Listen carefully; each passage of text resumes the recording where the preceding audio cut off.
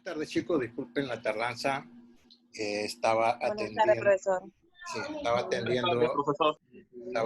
atendiendo una reunión presencial en la universidad y me retrasé un par de minutitos, así que bueno, pido disculpas y informo porque es bueno siempre atender a la hora o avisar porque uno no va a estar a la hora.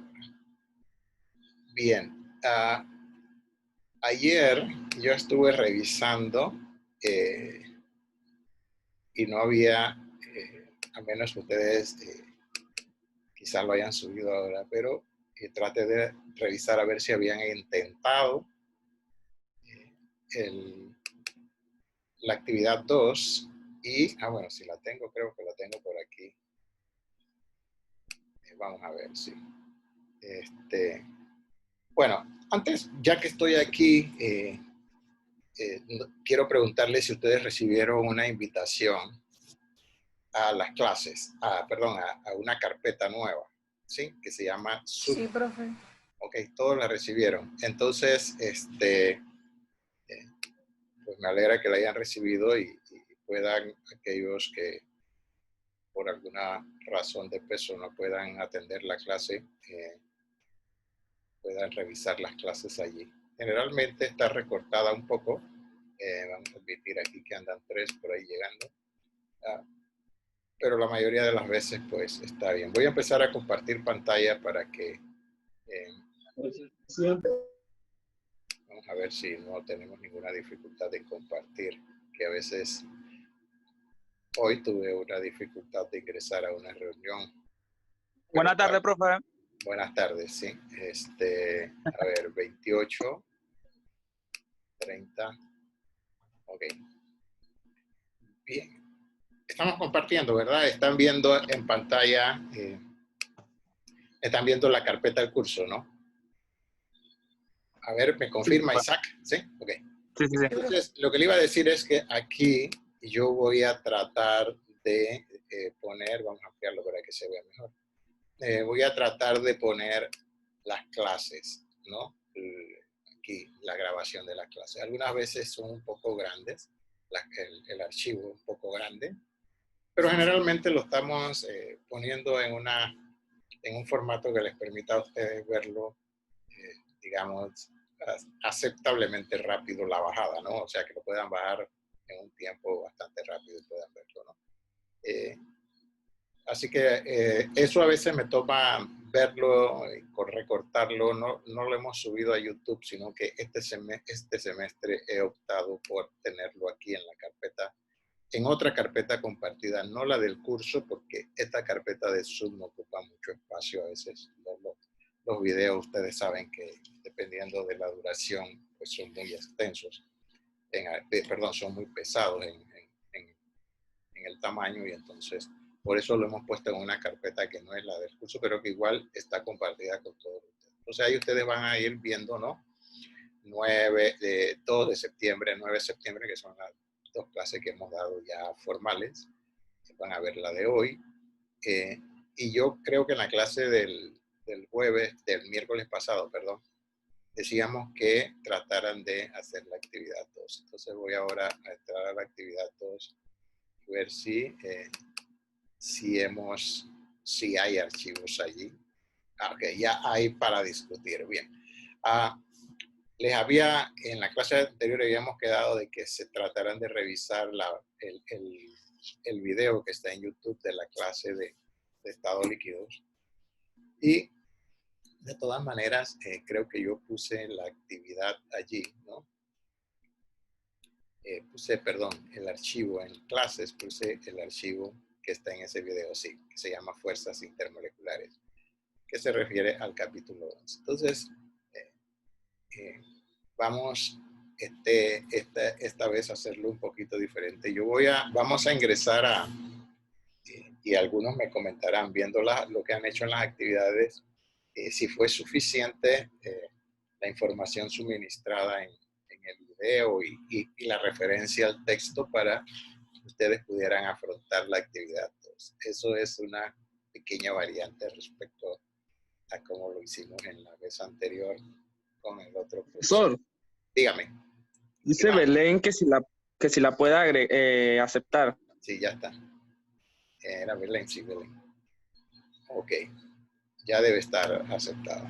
Bien, voy a estar viendo por ahí, ahorita hay 27, así que faltan unos 8 todavía, unos 7 o 8, ¿no? Así que vamos a ver, entonces, sí, ya veo que hay quienes hicieron las actividades y veo que se está esto llenando. Entonces, vamos a entrar a la discusión.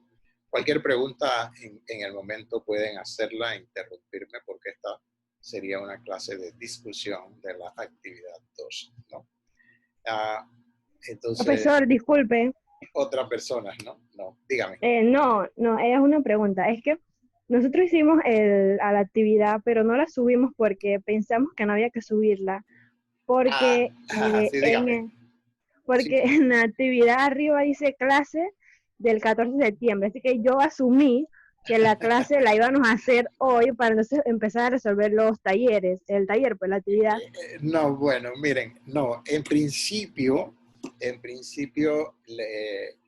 yo he programado con ustedes, ¿no? Tratar de dar una introducción los miércoles y dejar la actividad de esa clase para el lunes. Pero dije en la clase anterior, o sea, sí, claro, lo que me está preguntando es que no tenían claro si la actividad había que tenerla hecha para hoy. Sí. La fecha que aparece en donde dice actividad tal es la fecha en que la vamos a discutir. O sea que ustedes deben subirla. Y yo les decía en la clase anterior que traten de hacerlo. O sea, si un problema o algo no lo pueden hacer, no pasa nada. Entonces, ¿por qué? Porque aquí mismo en la clase aprovechamos y hacemos las aclaraciones pertinentes referente al mismo concepto, ¿no? Al contenido que está en el libro, ¿no? Eso es bastante provechoso porque así vamos directamente a abordar lo que ustedes necesitan mejorar, no aquellas cosas que ya saben, ¿no? Entonces, por lo general, los problemas han sido seleccionados. Yo les decía que posiblemente tengan que adicionar uno que otro porque ustedes pues están en la carrera de química y le estamos ahora dando un enfoque más específico para ustedes que son de la carrera de química, con la intención de que les ayude en los próximos cursos, el reto que tienen en los siguientes cursos de química. Bien, entonces vamos a ver por aquí, en esta actividad, cada grupo tenía que hacer todo. Vamos a ver si hacemos en orden cronológico aquí. 9:14, 9:14. El de las 10 de la mañana, que fue el primero que subió aparentemente. 10:42. Sí, vamos en orden de cronológico. A ver, ¿okay? Bueno, y como hacemos siempre, vamos a tratar de... a ver si se abrió o no se abrió. Sí, ahí está. Vamos a poner esto ahora muy bien. Creo que lo tenía ayer que estaba viendo si hacía otra práctica. Lo estábamos poniendo en un tamaño que la ventana ya quede estandarizada, pero parece que depende también de lo que ustedes hagan ya. Y el texto que está aquí, perdón, es sí. ¿Ok? Entonces, también estaba tratando de que tuviese... A ver, llegó a dar un 2 más. Tuviese el tamaño adecuado, ¿no? Cuando hago algunas pequeñas pausas es porque estoy tratando de atender los que están ahí esperando acceso. ¿Okay? Bueno, entonces, ahora sí, aquí lo tenemos. Vamos a ponerlo al tamaño justo ahí. Okay. 11:10. A ver, este grupo es el grupo, bueno, no dice allí, pero es el grupo, sí, perdón, es el grupo 2. 11:10 es el primer problema, 11:10. Entonces vamos acá al texto, al problema 11:10. Está aquí, precisamente del lado derecho. Pero aquí está. Bueno, las preguntas que son en algunos casos yo he seleccionado en este capítulo sobre todo, algunas preguntas que son teóricas. Entonces, en ese caso, la discusión aquí no es tan intensa porque obviamente son preguntas que están allí resueltas en el texto, en el cuerpo del desarrollo del capítulo, y ustedes la pueden encontrar. Entonces dice aquí, pero de todas maneras revisamos para ver si hay concordancia entre lo que yo digo y lo que ustedes han puesto, e inclusive a veces entre lo que yo diga y lo que pueda aparecer en las respuestas de su texto, ¿okay? Que no necesariamente puede que sea lo que yo proponga aquí, ¿no? Bien, a ver, menciona los tipos de fuerzas intermoleculares que están presentes y dan las especies aquí. Benceno, ¿ok? Fuerzas de Van der Waals, perfecto. O sea, ahí hay atracciones, fuerzas de Van der Waals, o cloruro, esto se llama cloruro, clorometano, o metilcloruro, cloruro metilo, o clorometano. Fuerzas dipolo-dipolo, ok, también las de Van der Waals. Sí, esto puede ser cuando la sustancia es ligeramente polar, uno puede establecer fuerzas dipolo-dipolo débiles. Y como les decía, si es levemente polar también pueden actuar. ¿A qué se refieren las fuerzas de Van der Waals? Las fuerzas de Van der Waals tienen que ver un poco con lo que se conoce, o las fuerzas que el libro llama también de manera general también las fuerzas de dispersión. Cualquier fuerza de atracción, ¿sí? Llámese Van der Waals u otra terminología que usen los textos, se refiere a la segunda ley de Newton, o sea que todos los cuerpos se atraen en una interacción que es proporcional a la masa, inversamente proporcional a la distancia que la separa. ¿Se recuerdan? Eso lo deben haber dado por ahí en física. Así que si la sustancia es completamente apolar o muy poco polar, como es este caso, aquí hay una ligera polaridad, por eso esta respuesta está bien, pero pueden ponerla de Van der Waals también, ¿no? Trifluoruro de fósforo, fuerza de Van der Waals, esta sustancia es muy poco polar, ¿sí? Bueno, tiene un poquito de polaridad también. Vamos a ver ahora, yo les voy a dar un detalle. Bueno, vamos a terminar. Cloruro de sodio, ion dipolo, ok. Menciona la fuerza que hay en las moléculas, ok, no. Estas, dice aquí, las fuerzas, ok. No sé por qué pusiste dipolo. Quiero que me diga alguno de los del grupo 2, ¿sí? ¿Por qué pusieron aquí? Voy a usar el resaltador. Pero yo voy a usar este resaltador, que es un poquito, que no es el que usaron allá. ¿Por qué pusieron aquí dipolo? Lo voy a poner debajo. ¿Por qué pusieron dipolo? Alguno del grupo que me diga. Sí, porque esto es, dice, fuerzas que hay entre las moléculas o unidades básicas. ¿Por qué fíjense que el texto pone unidades básicas? Porque si no es un compuesto covalente, no podemos hablar de moléculas, sino que serían de iones. Entonces, ustedes, esto aquí está bien, fuerzas ion, pero sería fuerzas interiónicas, o sea, entre el catión, que es el sodio, y el anión cloruro. No hay dipolo. O sea, esta respuesta está bien si yo tuviese una disolución de cloruro. ¿Por qué? Porque en una disolución de cloruro, ¿sí? Yo tengo el cloruro de sodio disuelto en agua, entonces el agua, como es dipolar, va a ser entre la fuerza del ion positivo con la parte positiva del dipolo del agua, o sea, los hidrógenos, perdón, el oxígeno, la parte negativa, y el cloruro atraído hacia la parte positiva del dipolo del agua, que serían el hidrógeno. Entonces, esta respuesta es si yo tuviese una disolución acuosa de cloruro de sodio. Pero aquí dice, o unidades básicas en cada una de las siguientes especies. O sea, que no está hablando de que esto esté en solución, sino que yo tenga el cloruro de sodio. Entonces, si yo tengo el cloruro de sodio solo, vamos a suponer que lo tenga en el estado cristalino, entonces ese arreglo cristalino, el catión está atraído por el anión, ¿no? Y entonces esas son fuerzas de interacción ion-ion, o sea, ion positivo y ion negativo. No sé si está claro lo que estoy diciendo, ¿no? A ver, ¿quién está por ahí? Si alguno me dice si yo he interpretado bien, que quizás aquí pusieron dipolo porque pensando que esto estuviera disuelto en agua. El fluoruro de fósforo también es una sustancia que tiene algo de polaridad. Ahora bien, Ahora voy a un detalle de afinamiento de estos conceptos que aparecen por lo general, de manera cualitativa en los textos. Cuando digo de manera cualitativa en los textos, me refiero, vamos a admitir un poco de gente que llegó por aquí, me refiero a que lo ponen de manera de decir si es polar o no. No hay una cuantificación, o sea, qué tan polar es, y para eso hay que usar una medida, que el texto de una tablita por ahí donde están las fuerzas, digo, cómo se mide la polaridad, ¿no? En tantos devices, y esa es una unidad. Pero ustedes pueden, en un buscador o en una tabla de constantes físicas de las sustancias químicas, ya sea elementos o compuestos, pueden buscar la fuerza dipolar de una sustancia. O sea, ¿cuánto es la polaridad?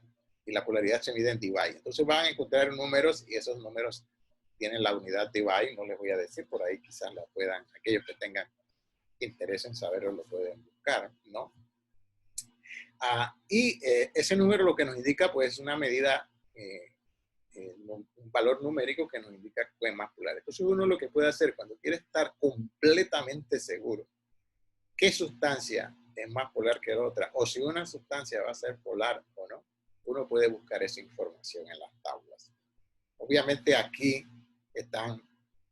la pregunta va en el sentido de que usted revise el texto y bueno, y vea si la sustancia es polar o no, de lo que aprendieron el semestre pasado, ¿no? Así que en una molécula como esta que tiene 3 enlaces iguales y uno diferente con una sustancia muy polar, ahí hay algo de polaridad. Entonces, claro, tengo una parte más con una tendencia a ser positiva, por ejemplo, aquí en el cloruro el clorometano, y el cloro tiende a ser negativo, entonces por eso esta respuesta está bien. ¿Ok? Pero en este también lo mismo. Aquí el fósforo, esta molécula, si hubiese sido plana trigonal, hubiese sido la respuesta aquí correcta. Así que habría que buscar si tiene algo de polaridad. Si hacemos un diagrama aquí de lo que ustedes aprendieron el semestre pasado, o sea, de exponer la estructura aquí de la geometría del compuesto y si sale polar o no, ¿no? O sea, calcular el momento dipolar por vectores, que es una forma cualitativa de hacerlo. ¿Ok? Bien. Entonces, en el caso que está acá, fuerza de dispersión de London, esta está bien, de todas maneras,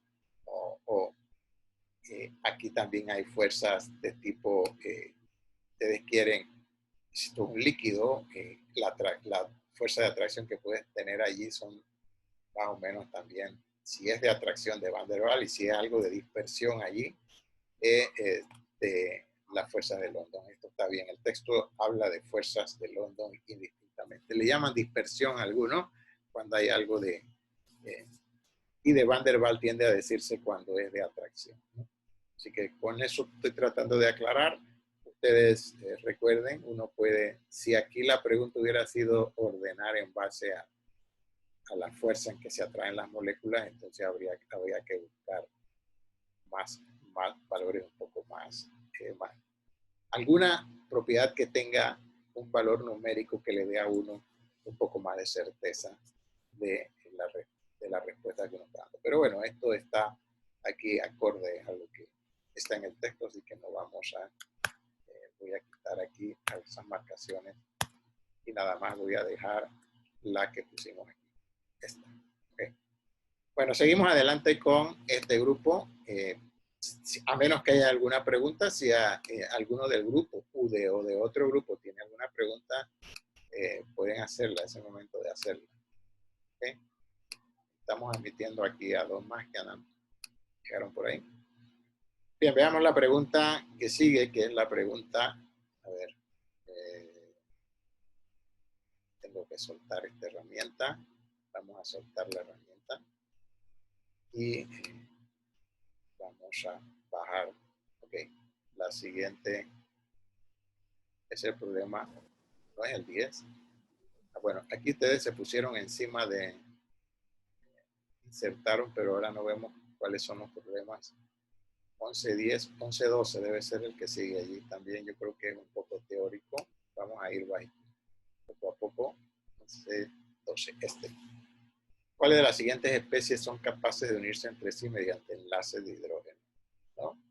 Y, a ver, ok. ¿Alguna? Ok, bien. Esta es una sustancia donde los hidrógenos obviamente están unidos al carbono muy fuerte. Es un hidrocarburo, no hay. Bueno, yo simplemente por razones de lectura, ¿sí? Le voy a decir al grupo que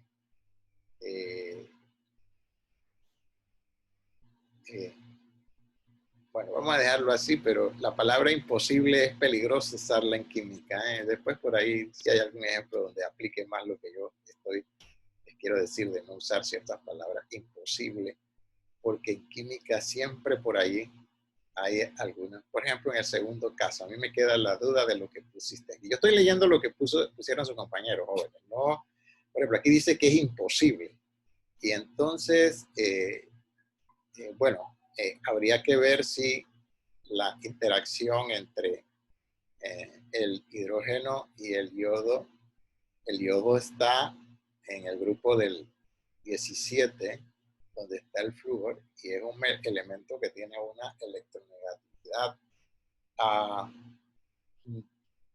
no alta como el primer miembro del grupo, no tan alta, pero debe ser considerable, y eso lo podríamos buscar. Yo le voy a agradecer, no lo voy a hacer yo, pero le voy a agradecer que alguno busque por ahí, ya sea en el texto, por ahí atrás en el capítulo 9, o 10, que debe estar eso, en el capítulo 10 creo, la electronegatividad del yodo, o en una tabla. Vamos a ver si yo tengo alguna tabla o entramos directamente.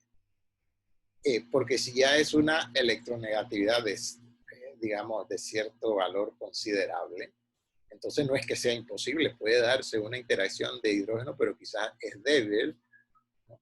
Por eso es que le decía que la palabra aquí imposible deja uno como que, ¿no? Como que es peligroso usar. En química es peligroso usar, les digo de una vez, los siguientes términos. Nunca, todos, y aquí como que esto tiene la misma característica que nunca, imposible, ¿no? Porque por allí siempre hay algunos elementos que tienen comportamientos, digamos, que a veces son muy especiales, ¿no? Y no van. En química no es muy aconsejable usar esos términos como nunca todos, porque por allí uno puede encontrarse situaciones que no obedecen el todo ni el nunca, ¿no? Entonces aquí, insisto, aquí claro, puede ser que la interacción sea débil y no uno diga que no hay interacción, pero no es lo mismo decir no hay a decir imposible. Eso significa imposible sería que bajo ninguna condición. Y quién sabe si, dependiendo de en la condición en que uno tenga el iodo de hidrógeno, se puede establecer un cierto tipo de interacción entre el yodo, ¿sí?, y el hidrógeno de una molécula vecina, porque el yodo tiene cierta electronegatividad, un poco baja, no comparada a los otros halogenos, pero ya está un poco aproximándose a lo que dice la definición, que se establecen enlaces de hidrógeno en moléculas donde el hidrógeno está unido al átomos electronegativos, muy electronegativos, dice, pero bueno, la del yodo ya no se puede, ya es considerable, estoy casi seguro que anda alrededor por ahí de 2, lo más seguro, 2, algo, ¿no? Bueno, pero esa respuesta, bueno, está aceptable. Fluoruro de aquí no hay hidrógeno, así que no, eso es obvio. Aquí sí, quizás a lo mejor, aquí sí quizás cabría la palabra es una sal sin hidrógeno. ¿Sí? Aquí sí cabría. Está poniendo respuestas muy, muy especiales este grupo aquí. Está muy bien. Aquí viene un caso. Aquí viene un caso y yo ok, ahora sí le voy a hacer una preguntita. Claro, aquí vamos a profundizar un poquito más en lo que ustedes conocen, ¿no? Y aquí, claro, profundizar en el sentido de que la respuesta que les voy a dar para esto, aquí es sí. Y les voy a decir, pero eso es ya un poco más avanzado. ¿Por qué? Bueno, porque cuando uno busca, ¿sí? Cuando uno busca las, si ustedes ponen en el buscador ahorita que le dé la estructura de yoduro de berilio. Yoduro de berilio es la fórmula empírica. El compuesto son unidades BeH2 unidas infinitamente.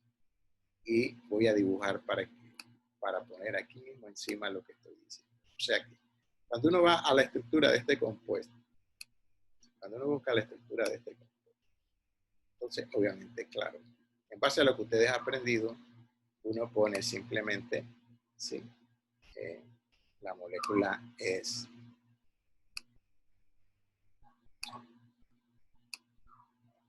BeH2. Ok. Entonces quiero que alguien busque. Ok. ¿Qué sucede con algunas estructuras? Digamos, inclusive el berilio tiene un comportamiento parecido al grupo siguiente. O sea, el berilio aquí está deficiente en electrones, ¿no es así? Entonces, el berilio tiene orbitales vacíos. ¿Ok? Voy a ponerlo así nada más muy simple. Si yo tengo otra molécula vecina, ¿sí? ¿Qué va a pasar? Que en esa molécula vecina, voy a ponerlo aquí arribita, aunque la estructura no es esa. Quiero que alguien me busque cuál es la estructura en la red. Ok, entonces aquí está el hidrógeno. Aunque esta es una interacción, bueno, sí, es muy parecida. Ok, ¿de acuerdo?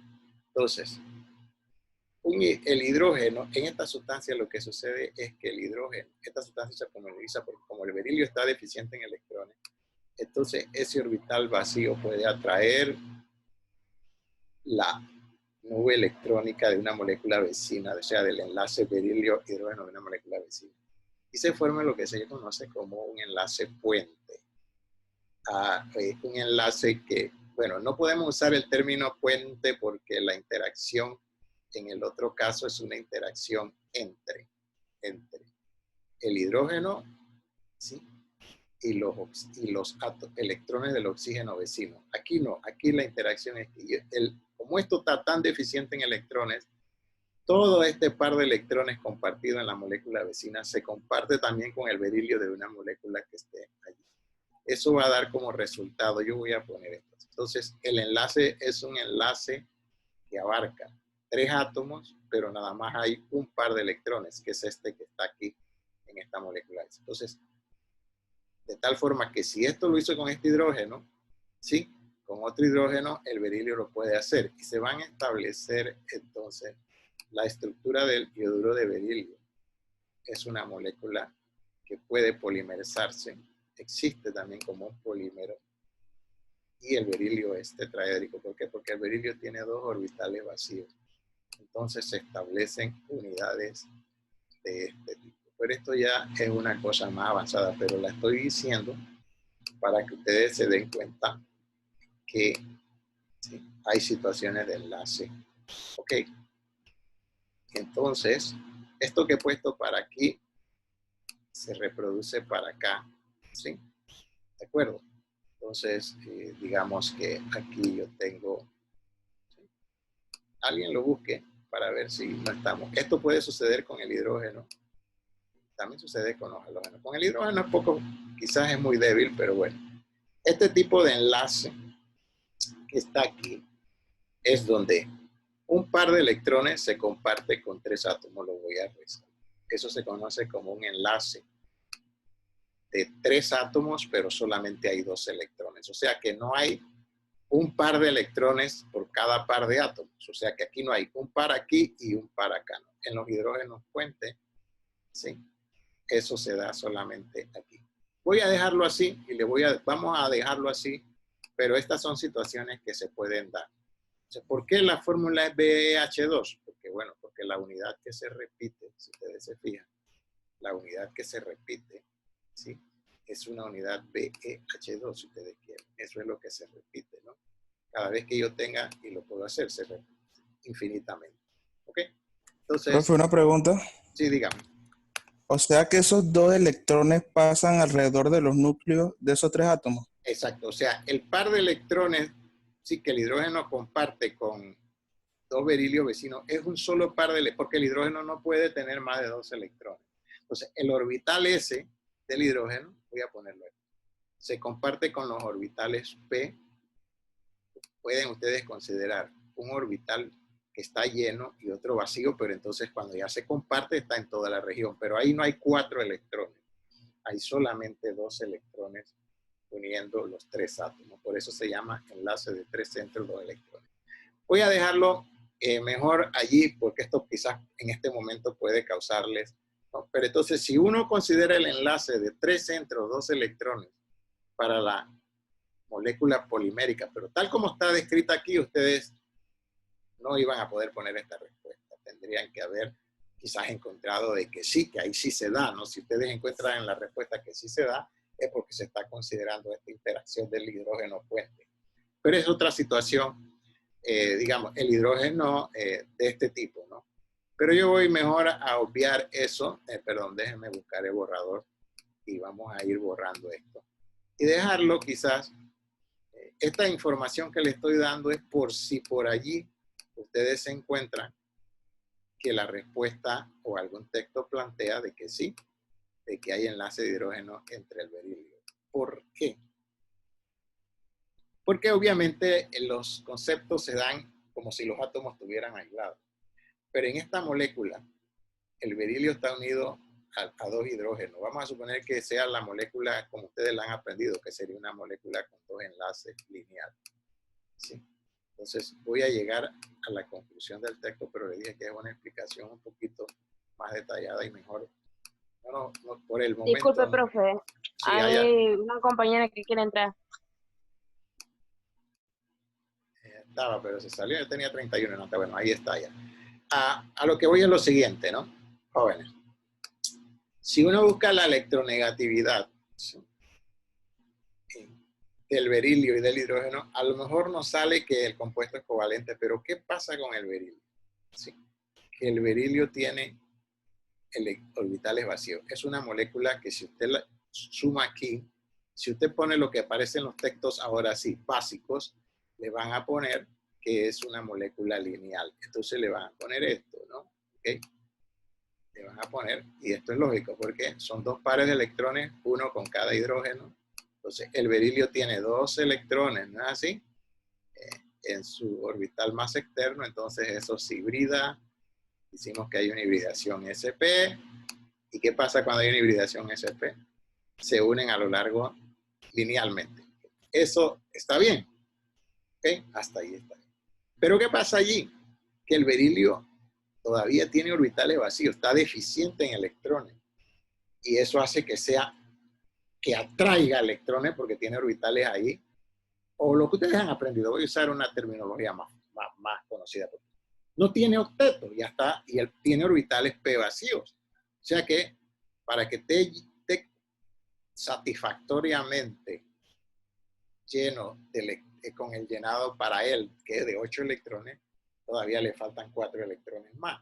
Entonces, cuando hace eso, entonces tiene a fuerza que cuando es otra molécula vecina de ella, hacerlo a través del enlace que yo digo. O sea, lo que estoy diciendo es que el berilio en este compuesto es muy electronegativo. ¿Sí?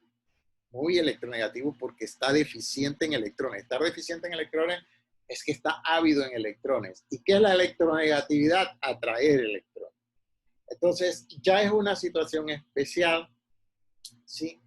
Entiendo que ustedes en los textos que manejan no está, pero eso es una cosa que se la estoy dando como una información adicional. Por allí, si buscando en la red ponen que esa molécula sí tiene puente de hidrógeno, porque ya se están yendo más a fondo a considerar el enlace 3 centro 2 electrones que se da entre el berilio, el hidrógeno y un berilio, otro berilio de la molécula de vecino. O sea, en otras palabras, en el compuesto polimérico, no en la fórmula, digamos, empírica que está aquí, que nada más es esto.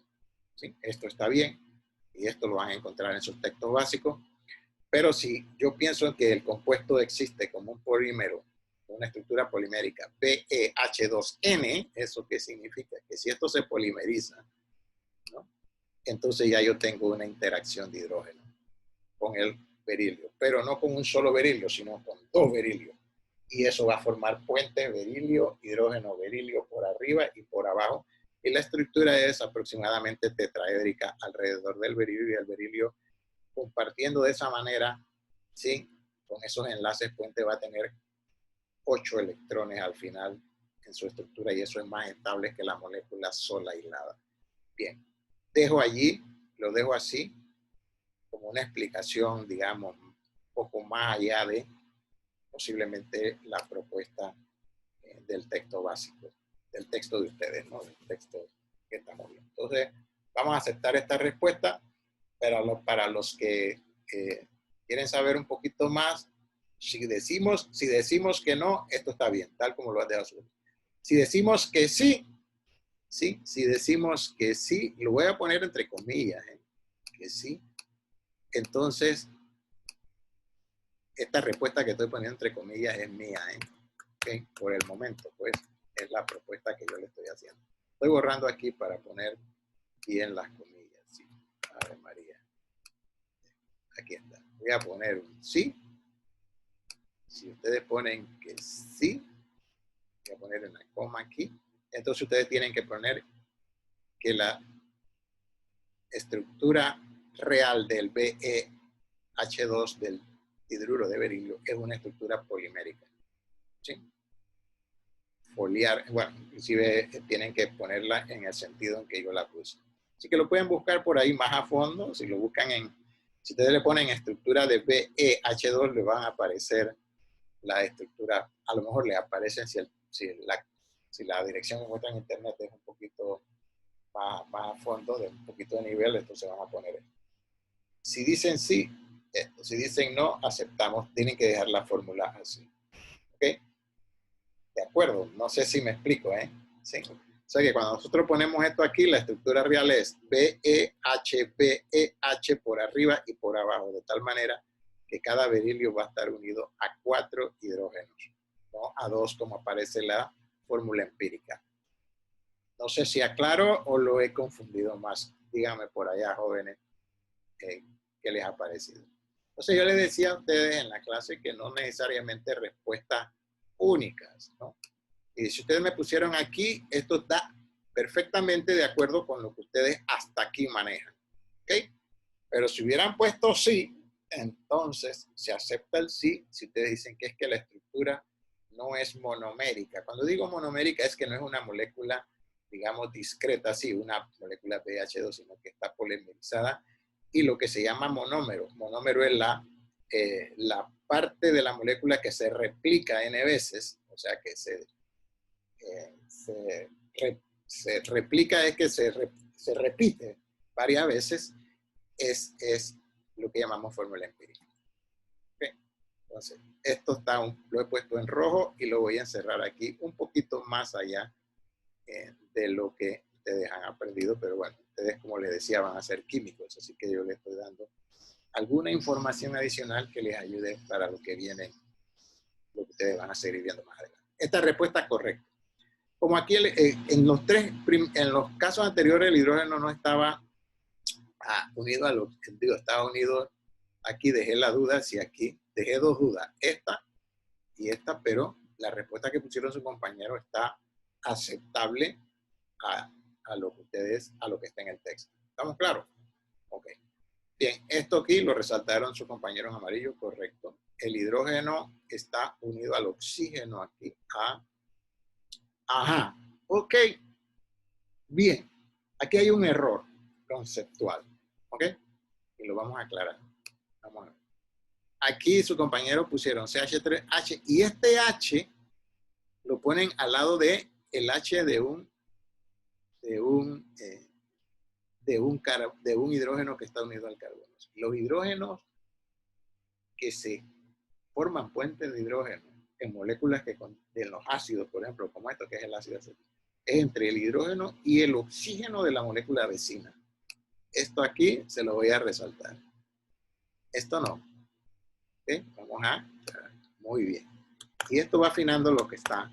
Entonces, apliquemos lo que ustedes aprendieron allá. Si usted lo dibuja así como lo dibujaron su compañero aquí, yo interpreto que este hidrógeno está interaccionando con una molécula. O sea, esta molécula de CH3 está interaccionando con otra molécula de CH3, pero a través de los hidrógenos, y aquí en este caso a mí me daría la impresión que este hidrógeno está atraído por el carbono, no por el oxígeno vecino, este que tiene pares de electrones sin compartir aquí, que es el oxígeno del grupo O. O sea, la interacción es como la que hay en el agua. Usted tiene el enlace hidrógeno-oxígeno, ¿sí?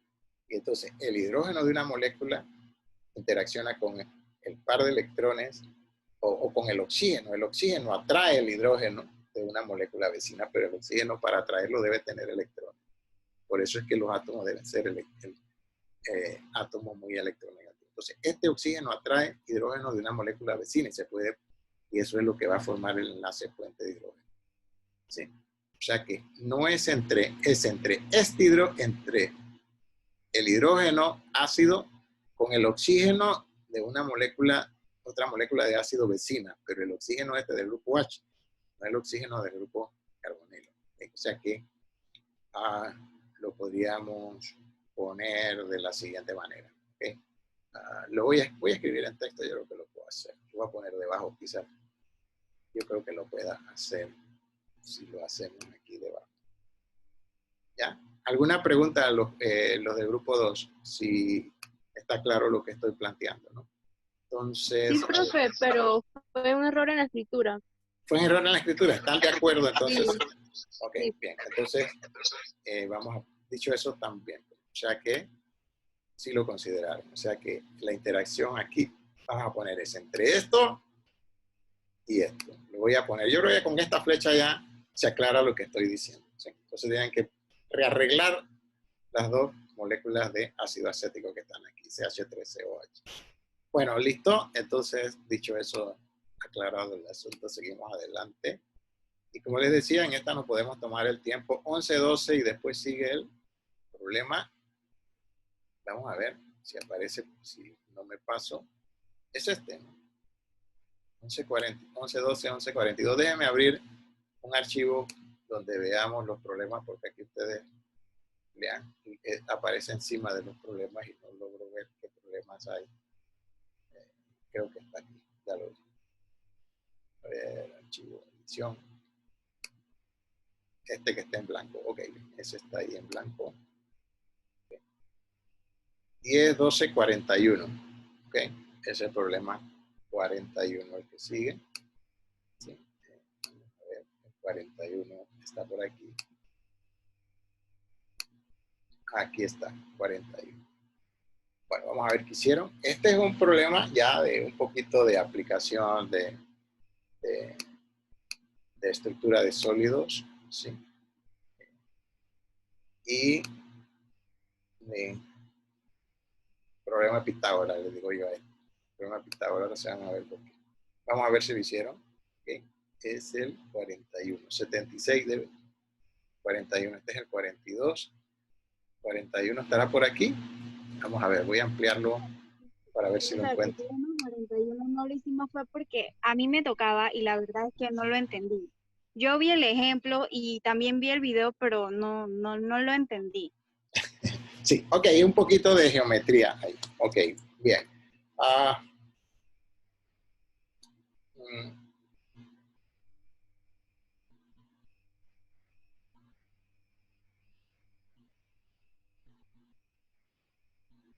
Bueno, aquí dice que te da 3.6 por día a la 10 picómetros. No, bueno, vamos a ver si bueno, vamos a hacer lo siguiente. Yo voy aquí, hay que, bueno, voy a dejar este problema stand-by ahí un momentito. ¿Sí? Estos dos que tienen que ver con estados sólidos, ¿sí? Bueno, el vanadio cristaliza en una red cúbica, voy a ir al 41, ¿no? El vanadio cristaliza en una red cúbica centrada en el cuerpo. ¿Okay? Los átomos de vanadio ocupan únicamente los puntos reticulares. ¿Qué quiere decir? ¿Cuántos átomos de vanadio hay en una celda unitaria? Ok, bien. Entonces, veamos aquí. Vámonos a la figurita del texto, lo voy a ampliar. ¿Alguien llegó o alguien se fue? No sé. Ok, bien. Entonces, vamos a quitar esto por aquí. Me voy a ir para atrás y voy a ir al texto donde está lo de los sólidos. A ver, está más atrás, creo que está más atrás.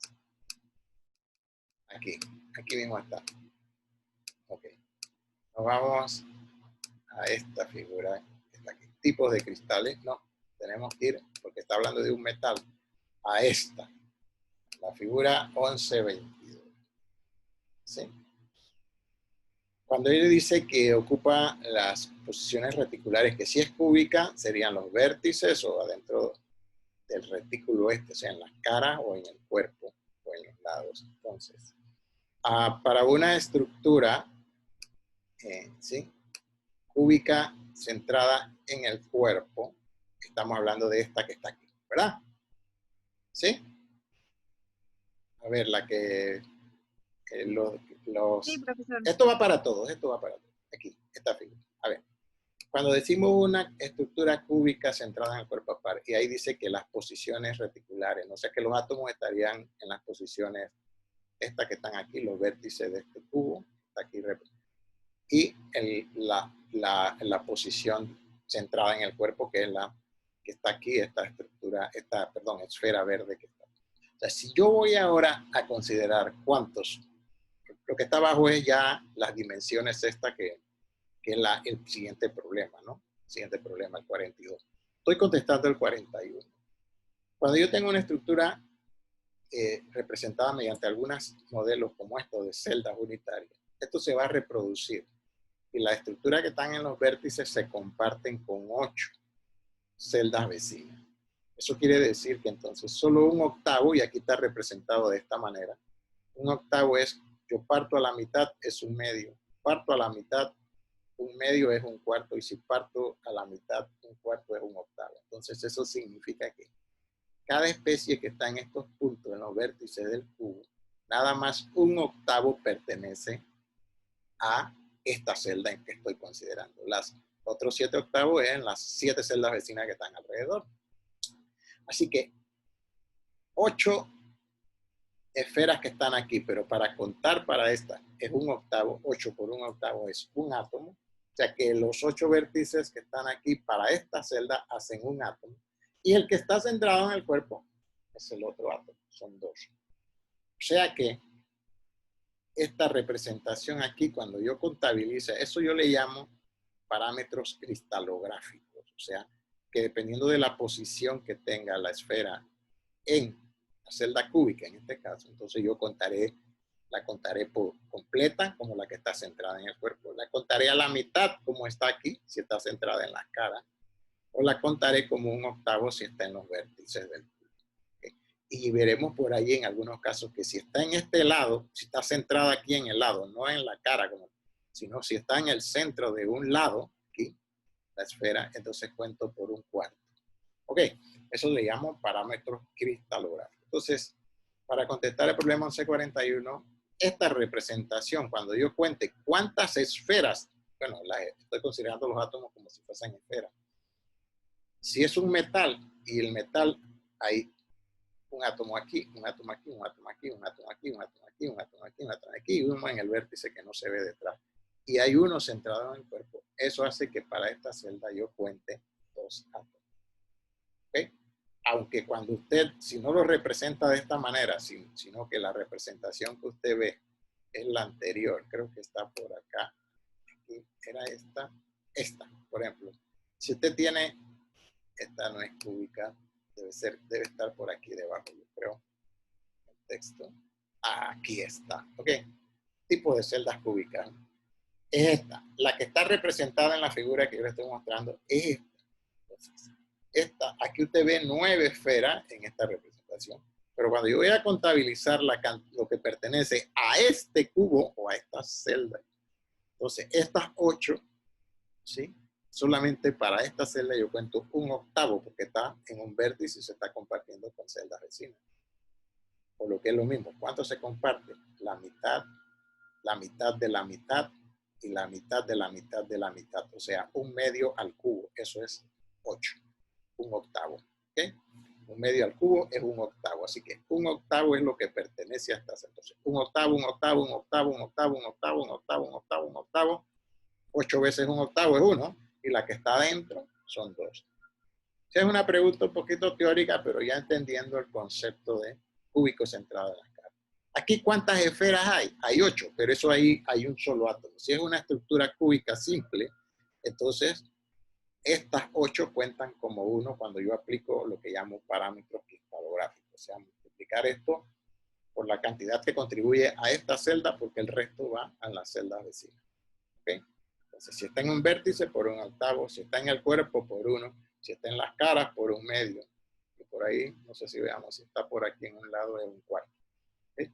Y si la estructura no es cúbica, sino hexagonal, entonces, si está en los vértices de un hexágono, es por un sexto. Eso por allí, no sé si hay algún ejemplo. Creo que no seleccioné ningún caso porque he hecho énfasis en estas celdas cúbicas.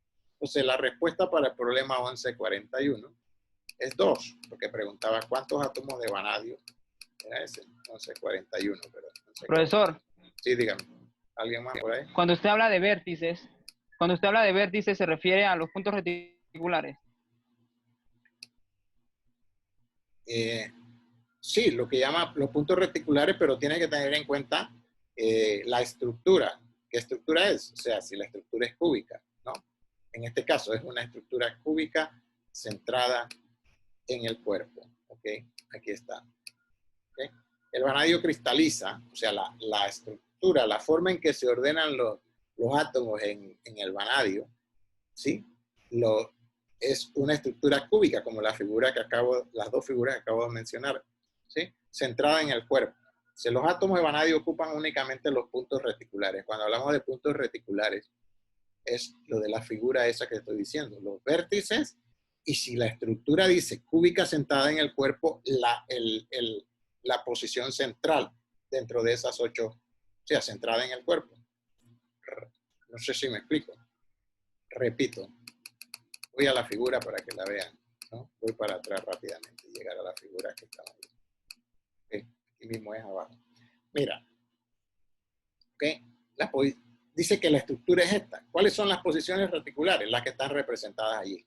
Estas 8 posiciones más la posición dentro del cuerpo, dentro del cubo. ¿Me explico? ¿A quién fue que me preguntó? A ver. Sí, profesor, yo entiendo eso. Solo que no conocía él lo que no entendía era si los vértices eran iguales a los puntos reticulares. Eso es lo que quería saber. Ah, ok, sí. Los puntos reticulares se refiere, hay que considerar cuál es la estructura que adopta, o sea, porque estos también son puntos reticulares. Ahora te aclaro, en la que está al lado, pero esta es cúbica centrada en las caras, porque tiene 6 más que están en el centro de las caras, ¿no? Entonces, todo esto que tú ves aquí representado por esferas son puntos reticulares, pero depende del arreglo. Este es un arreglo cúbico, pero centrado en las caras, o sea que tiene posiciones que lo que tú me estás diciendo, lo que dice el texto ahí, reticulares, o sea, estas posiciones en el centro de la cara hay que considerarlas. ¿Ok? Aquí no, porque la estructura no tiene posiciones, no tiene átomos, si ustedes quieren, centrados en la cara. La estructura es esta. Cúbica simple, cúbica centrada en el cuerpo, cúbica centrada en la cara. Representado aquí alejado o representado aproximadamente como está aquí más abajo, donde como si las esferas se estuvieran tocando. Ok. No sé si le contesté o no. Pregunto, repito. Sí, profesor. Ok, bien. Entonces, por ejemplo, eso va a llevar, digamos, eso va a llegar a la conclusión, si alguien no pregunta, termino la idea con esta figura. Estas 8 hacen 1, estas 9 hacen 2, y estas 14 hacen 4. ¿De acuerdo? ¿O no? ¿Por qué hacen 4? De acuerdo. 8 por un octavo, eso hace 1. Y hay 6 en las caras, en esta tercera que estoy viendo aquí. Entonces, cuando están en las caras, la mitad pertenece a esta celda y la otra mitad estaría en la celda que está aquí compartiendo esta cara cuando yo reproduzca esto para acá. Esta que está aquí, está en esta la mitad y la mitad en la celda que se reproduzca hacia arriba. Ok, entonces eso es lo que yo llamo parámetros cristalográficos. Ok, Así que entonces eso hace que para el problema 1141 ustedes digan que la respuesta aquí es 2. ¿Cuántos átomos de vanadio hay en una celda unitaria? 2. ¿Ok? La respuesta aquí para el problema 1141 es 2. Y aclaro un poco, digo, está relacionado a la parte esa de teoría de cristales, ¿sí? De estructuras cristales, o sea, al estado sólido. O sea, en este capítulo se ven, es una introducción a líquidos y sólidos, lo que llaman fases condensadas, ¿no? ¿Sí? O sea, que un gas se condensa y puede pasar al estado líquido, o directamente, si se sublima, pasa al estado sólido. Por eso a los sólidos y líquidos se le llaman fases condensadas o estados condensados, porque el gas condensa a estado líquido, eso lo llamamos la condensación normal que ustedes conocen. O la sublimación, que es cuando el gas condensa directamente a la fase sólida. Y no se le llama condensación, se le llama sublimación. Pero en términos generales los textos le llaman a esto fases condensadas, a los líquidos y sólidos. ¿Okay? Quizás ustedes por ahí han leído esa terminología. Ok. Bueno, entonces, ¿por qué hay que considerar estos aspectos de la estructura cristalina y cuántos átomos hay allí? Porque cuando uno va a medir parámetros de celda, ¿sí? Por ejemplo, como lo que viene en el problema que sigue, ¿sí? Y este sí lo voy a dejar en stand-by para ver si alguno de sus compañeros hizo el cálculo correcto. Aquí yo tengo que saber, ¿sí? Dice aquí, el europeo cristaliza en una red, pam, pam, pam. Yo tengo que saber, esta densidad es en gramos por centímetro cúbico. Y yo tengo que relacionar esto al parámetro de red. Entonces yo también tengo que saber cuánto pesa la celda unitaria. Si es una celda, como dice aquí, centrada en el cuerpo. Y cuánto pesa es cuántos átomos hay. Ahí hay 2 átomos, ¿sí? 2 átomos, porque es cúbica centrada en el cuerpo. Es de europeo, tengo que saber el peso atómico y usar esto como un factor, esta densidad, porque la densidad es una propiedad, ¿sí? Que es la misma, sea que usted tenga una muestra muy pequeña o muy grande del europeo. La relación masa-volumen se mantiene, sea que usted manejando parámetros aislados, o sea, átomos aislados o una gran cantidad de átomos, que es lo que normalmente manejamos. O sea, esto es lo que, cuando ustedes estaban por allá por quinto año, llaman propiedades intensivas y extensivas, o propiedades intrínsecas o extrínsecas, aquellas que no dependen de la cantidad. Bueno, esta es una de ellas, la densidad, la relación masa-volumen. Entonces, la relación masa-volumen para un átomo es la misma que si yo tengo 6 por 10 a la 23 átomos. ¿Por qué? Porque el volumen que va a ocupar un mol es mayor que el que va a ocupar un solo átomo. Entonces, por eso es que hay que saber que cuando voy a hablar de la celda unitaria, ¿sí? Y calcular los parámetros que llamamos de red, o sea, la distancia que está un átomo de otro, o sea, si la estructura es cúbica, saber cuál es el lado de la arista, hablando geométricamente, entonces yo tengo que saber cuántos átomos hay, cuál es el arreglo que tiene, ¿sí? Para poder resolver este problema. Y entonces allí nos sirve más la figura siguiente, no la primera, no la que yo estaba ahorita diciendo, sino esta que fue la primera que les presenté, esta del medio, esta que está aquí. Ok, ¿por qué? Voy a explicarlo para que, antes de ver el problema. Aquí yo tengo 2 átomos, ¿ok? Si yo sé el radio de este átomo, ¿sí? Y la cantidad de átomos, digamos, que está, aquí hay 2 átomos y yo puedo saber, si sé qué elemento es, qué metal es, yo puedo saber cuál es la masa de esos 2 átomos. Como yo tengo aquí las dimensiones A, B y C, yo puedo saber cuál es, en este cubo, cuál es el volumen de este cubo. Si yo divido la cantidad de átomos que están allí entre el volumen de ese cubo, estoy calculando aproximadamente la densidad de esa celda unitaria. Y debe ser la misma que la densidad de si yo tengo muchos átomos en una muestra, digamos. Entonces relacionamos los parámetros atómicos con la propiedad como la densidad, que se puede medir macroscópicamente. Eso es la aplicación práctica. Entonces, aquí, si yo lo considero a nivel de los átomos, entonces estas son las dimensiones A y B y C que dice aquí. Esto A y B es los parámetros que llamamos, digamos, A es la arista, parámetro de, ¿sí? Y después veremos que Se usan las letras B y C para las otras direcciones a lo largo de los otros ejes. B hasta aquí. Esto aquí no, y aquí B está hablándolo de esta diagonal que está aquí, que sería una hipotenusa, y esta diagonal larga C. O sea que en un cubo nosotros tenemos, voy a aclarar por si se les olvidó o no recuerdan la geometría.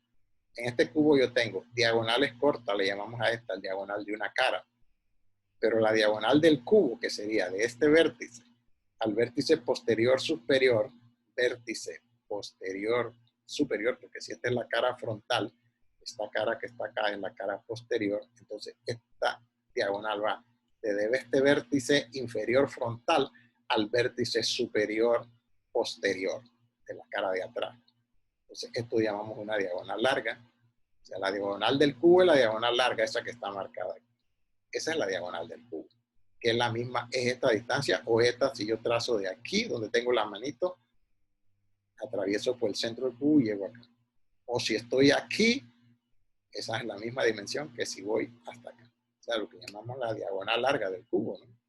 Y la diagonal de una cara, bueno, porque yo tengo una cara, la cara A, digamos, la distancia AA, y esta distancia B es la raíz cuadrada de A cuadrado más B cuadrado, que es lo que está aquí. B cuadrado de A cuadrado más B cuadrado. Si yo sé B, puedo saber C, porque entonces ya eso es la parte tridimensional, y en la tridimensional, entonces, esta distancia C al cuadrado es igual a A cuadrado más B cuadrado. Y como B cuadrado es 2A cuadrado, entonces yo puedo sacar esta expresión que está aquí, que me relaciona el lado de la arista con el radio de la especie que yo tenga en esta estructura cúbica, en este caso, un átomo metálico. ¿Okay? Si yo sé el radio del átomo, sé los parámetros el parámetro de red, o sea, la arista del cubo. Si yo sé la estructura, cuántos átomos hay ahí, yo puedo sacar la densidad. Entonces, ¿ahora qué están dando? Nos dan la densidad y nos piden medir cuál es la distancia de red. Obviamente, experimentalmente eso hay que calcularlo a través de difracción de rayos X, que lo explica ahí el libro, pero lo podemos hacer también a través de el dato macroscópico, la densidad, y es lo que vamos relacionándolo geométricamente con esto que está aquí. ¿Okay? Entonces, fíjense que la relación entre el lado del cubo y el radio de la especie que cristaliza en esa forma depende si es centrado en las caras, aquí está la relación paracúbica centrada en las caras, la relación paracúbica centrada en el cuerpo es esto, y esto viene del triángulo de Pitágoras. Nada más tienen que considerar Pitágoras, si lo leen aquí, lo ven aquí, se van a dar. O aquí, si es una cúbica simple, las esferas se tocan, y entonces obviamente como se está tocando aquí, esto es un radio y esto es otro radio, así que esa distancia que llamamos A es 2R. Muy sencillo en la estructura cúbica. Esta estructura es poco frecuente en los metales, las más frecuentes son estas dos, ¿no? Entonces, el problema que sigue, el 1142, se resuelve porque dan la densidad y dicen obviamente lo mismo que el 41, que la estructura es cúbica centrada en el cuerpo, hay una gran cantidad de metales que su estructura cristalina es esta. Y entonces ustedes tendrían que usar esta expresión que está aquí para relacionar y entonces, ¿qué van ustedes a obtener con la densidad? Directamente vamos a ver el problema, si alguno ahora sí lo voy a minimizar aquí para que quede en mitad y mitad. Minimizar, no poner. Ahí está. Entonces, a ver, chicos, vamos a ver si esto va, estamos bien. Estamos bien porque aquí nada más tenemos que considerar uno. El problema 1142, ¿sí? Y vamos a ver lo que hicieron sus compañeros aquí. ¿Sí? Por ningún lado yo veo que tiene dos átomos, ni por ningún lado veo que consideran el peso atómico del elemento europeo. Así que a esto le falta, y gracias por decírmelo. No sé cuál de los del grupo me dijo que no lo habían hecho. Yo entiendo por qué no habían. Ok. Sí, en el problema dice, el europeo cristaliza en una red cúbica centrada en el cuerpo, lo mismo que el problema anterior. Los átomos ocupan los puntos reticulares. O sea, hay dos átomos. Eso sí lo entienden. En la celda unitaria del europeo hay dos átomos de europeo. ¿Okay? La densidad del europeo es 5.26 gramos por centímetro cúbico. ¿Okay? Calcule la longitud de arista de la celda unitaria. ¿Ok? A ver, aquí está en gramos ya. Si da en gramos, esta densidad yo la puedo considerar. ¿Sí? A ver, calcule la longitud. Vamos a ver. Aquí puso, esto debe ser el volumen. Volumen de ¿qué? 151 gramos. A ver, europeo. Esto me suena aquí. Volumen es igual a masa entre densidad. Eso está bien.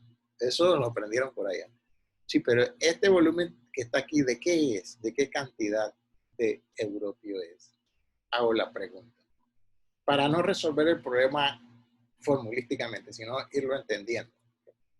Si usted divide esta masa que está aquí, ¿qué es? A ver, alguno del grupo 2 o de todo el grupo que me conteste. 151 pusieron aquí. Aquí dice 151.964 gramos. ¿Esa masa de qué? Y abajo está la densidad. Si usted divide masa entre densidad, le da volumen. Correcto, eso que está. Pero esta masa de qué cantidad de átomos? ¿De un mol? De 2. De un mol. ¿Y cuántos átomos tiene un mol? 6 por 10 a la 23. ¿No es así? Sí. ¿Y cuántos átomos hay en la celda unitaria? De acuerdo a lo que dice aquí. El europeo cristaliza, hay 2. ¿Ok? Entonces hay que utilizar la cantidad de átomos. Cuando usted usa el peso molecular expresado en gramos, es un mol del elemento, no un átomo. No sé, eso lo tienen ustedes claro cuando usaban la estequiometría de fórmula o de símbolos. Entonces, aquí por ningún lado veo el número de Avogadro, porque este volumen que está aquí es del número de Avogadro, ¿no? Y yo tengo entonces que multiplicar 2 átomos por celda. ¿Sí? Ok. Y allí entonces pusieron aquí que la densidad de la raíz cúbica del volumen en la arista. Esto es considerando, o estaban considerando que esto que está aquí, si le sacaron la raíz cúbica a 28 centímetros cúbicos, que este era el volumen de los 2 átomos. Porque en la celda unitaria, en la celda cristalina, nada más hay 2 átomos. Si le sacaron la raíz cúbica a volumen, significa que esto es, sí, aquí que puso la distancia. Trataron de sacar la distancia que sería la arista. Esto no, estos 3.06 centímetros. Y luego estos 0.06 centímetros lo transformaron a picómetros. Bueno, no. Aquí falta algo. Este volumen no es el volumen de 2 átomos, sino el volumen de un mol de europeo. Entonces, hay que usar el número de Avogadro para, sí, establecer el volumen de los 2 átomos de vanadio. Y luego, a eso sí, sacarle, sí, relacionarlo con la fórmula que está allá de que la área es igual a tal radio. ¿Ok? Vamos a ver. Vamos a ver qué hicieron por aquí. Si hay algún otro resuelto, vamos a ayudarnos para ver si alguno lo tiene resuelto aquí. Entonces, espérense. Bueno, vamos a ver. Dejemos un momentito nada más esto para ver si alguno de sus compañeros, pero voy a terminar porque el problema 1176, creo que esta discusión va a tener que extenderse a las próximas clases por lo que veo. Ok, bien, aquí está la pregunta. Perfecto. Aquí me la hacen sus compañeros del grupo 2. El contexto del problema 1141 está incompleto, por tanto no lo resuelvo. Entonces ahora, sí, ya eso lo acabo de explicar porque, bueno, de esta razón no habían visto el concepto de la estructura cristalina cúbica centrada en el cuerpo. A ver qué le ponemos aquí.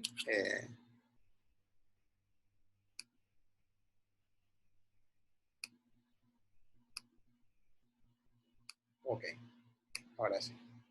Voy a ponerle aquí explicado en clase. No, y voy a poner ¿qué pasó ahora que no me deja escribir? Alguien abrió el archivo. Así.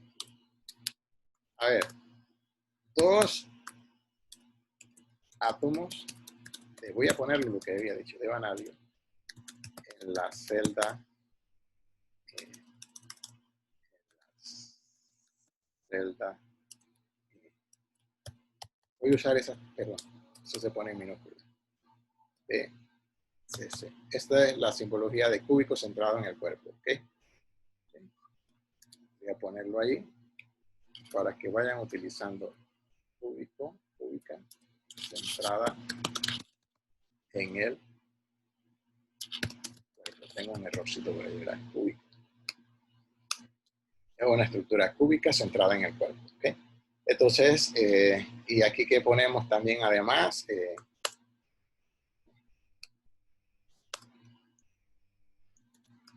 considerar la compartición. Eso debe estar explicado también, yo creo, en el texto con más detalle, no recuerdo haberlo visto.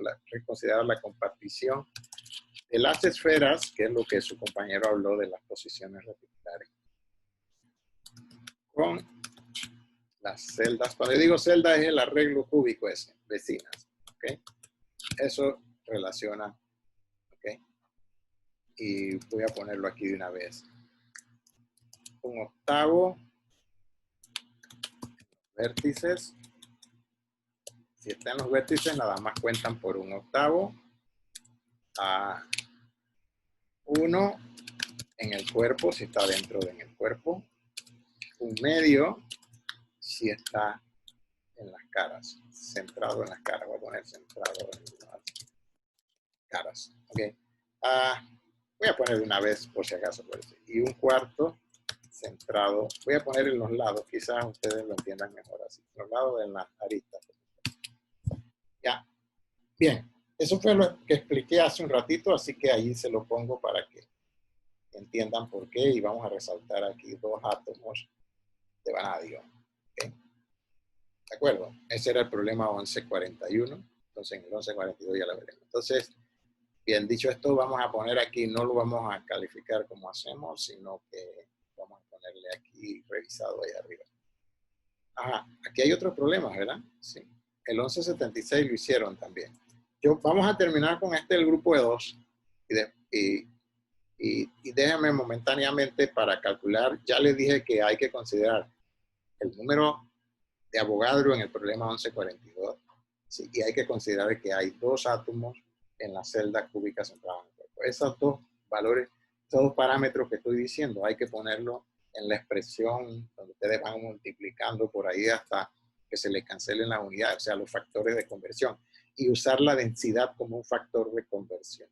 O sea que yo tengo, para la densidad, yo tengo, si usaron, como usaron sus compañeras, 100 y tantos gramos, eso es para 6 por 10 a la 23 átomos.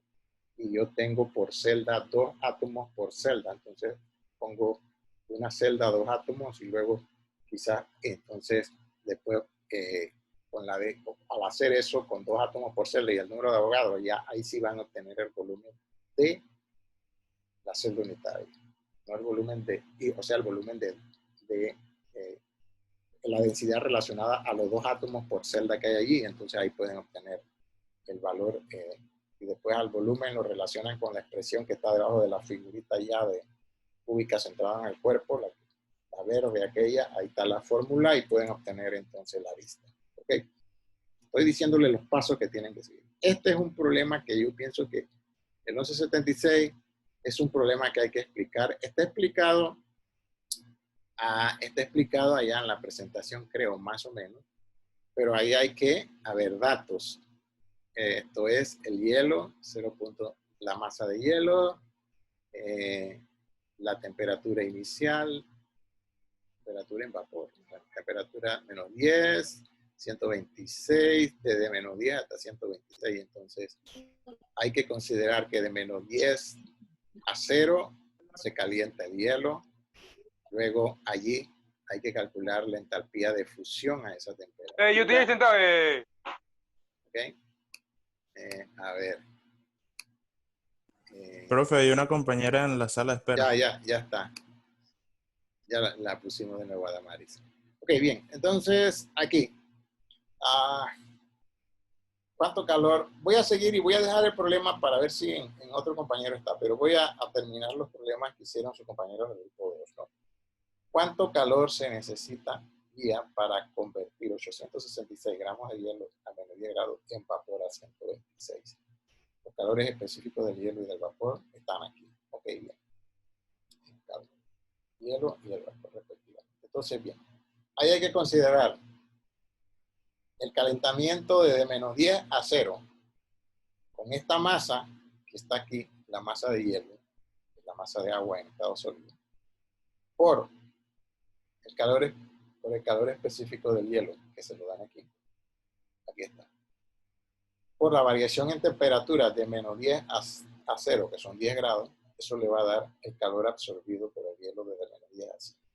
Luego, el calor de fusión. A 0 grados se funde todo el hielo, entonces yo tengo que saber cuál es el calor de fusión, que lo dan, por ahí lo deben dar, ¿no? Está el calor específico, ¿sí? El calor de fusión, la entalpía de fusión, ¿no está aquí? Eso lo tiene que dar. Ok, yo tengo que considerar la entalpía de fusión, ¿sí? Y luego, otra vez el calentamiento de 0 a 100, una fase líquida, entonces la cantidad, la masa de agua, en este caso ahora 866, por el calor específico del agua líquida, que está aquí, ¿sí? A ver, ¿dónde está? Faltaría. Los calores específicos del hielo y el vapor son estos, ¿no? Esto es por los calentamientos. Entonces yo tengo que... y el calor de fusión del agua es 4.183 joule por gramo por grado. Eso no lo veo por ningún lado. ¿Faltó? A ver. Q igual a masa por 402. ¿Qué es 402? Joule por gramo. Esto debe ser 4183, ¿sí? Por 36 grados. Estos 36 grados, ¿de dónde salieron? Desde menos 10 a dónde. No sé de dónde salen 36 grados. Ah, no, 136 grados. Ok, bien. Bien. Ya vi lo que hicieron. Y voy a atacar lo que hicieron para que veas qué pasa. Ustedes agarraron toda la extensión desde menos 10 hasta 126. Eso hace 136. No, hay que hacerlo por la etapa porque ahí hay cambios de estado. Me voy a una figurita para explicarle qué tienen que hacer allí. ¿No? Después le pido que lo vayan anotando, porque igual ya decía, vamos a tener que quedar para ya ver la resolución completa en la clase miércoles, pero quiero explicarles cómo resolver este problema con una figura del texto, para ir explicando de una vez la teoría, relacionando los problemas directamente con las partes de la teoría que ustedes manejan. ¿Okay? Ese problema se resuelve en base a esta figura que está aquí. ¿Ok? Bien. Ustedes tienen hielo a menos 10 grados, entonces eso es que está aquí. Entonces el hielo, cuando estamos en esta sección donde se está calentando, ¿por qué digo que se está calentando? Porque la temperatura, fíjese que sube en este eje, sí, con respecto al tiempo. Entonces cuando usted está calentando, ¿sí? Está calentando el hielo. De aquí a aquí usted calienta el hielo. Cuando el hielo se empieza a fundir, la temperatura no cambia. Eso es lo que se llama el calor de fusión. Y ahí se da la transición de fase total de toda la masa de hielo a líquido.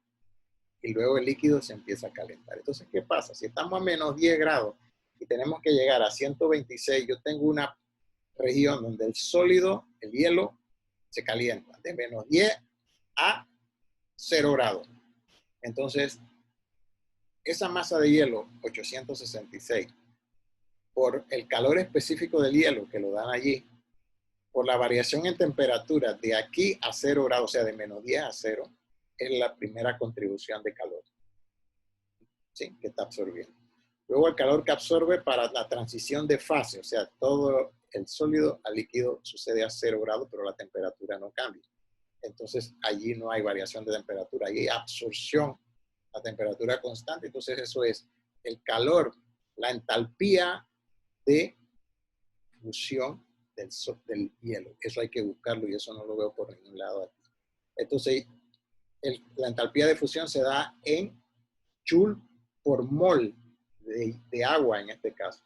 O sea, como un mol de agua son 18 gramos, yo no tengo 18 gramos, yo tengo 866 gramos, ¿no? Así que hay que transformarlo a cuántas joules absorben 866 gramos. Esa es una constante, se llama calor, entalpía de fusión del agua. Entonces, eso tengo que sumarlo a las calorías que calculé acá con MC delta T. O sea que para las regiones de calentamiento yo uso la fórmula MC delta T. Luego, tengo que calcular la entalpía de fusión por la masa en gramos, ¿sí? Y relacionar la masa con un mol, en este caso del agua, relacionar 866 sobre 18 y multiplicarlo por el calor de fusión por mol. Y luego, entonces, el calentamiento de líquido. De 0 a 100, MC delta T, allí entonces la masa sigue siendo 866 más el calor específico del agua líquida, que no está aquí, ¿sí? Es 4.183 joules, o sea, una caloría, o 4.183 joules.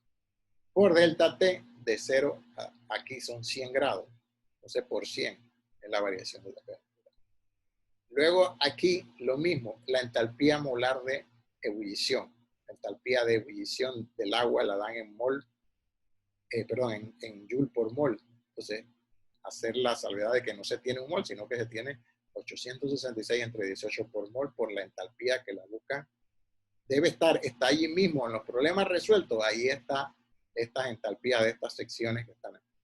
Y luego, de 100 a 126 grados, entonces los 866 gramos ya de aquí, todo el líquido se pasó a gas, entonces el gas empieza a calentar. ¿Okay? Entonces el gas empieza a calentar y entonces yo tomo MC delta T, donde C voy a usar el calor específico ahora de el vapor que está aquí, 1.66, son 99 gramos por grado Celsius. Esto es el calor específico del vapor, el calor específico del hielo y el del agua que no lo dan, pero está en los problemas resueltos del texto. ¿Okay? Entonces, repito, MC delta T en esta región, donde C es el calor específico del hielo y delta T la variación en temperatura de aquí a aquí, o sea, de menos 10 a 0.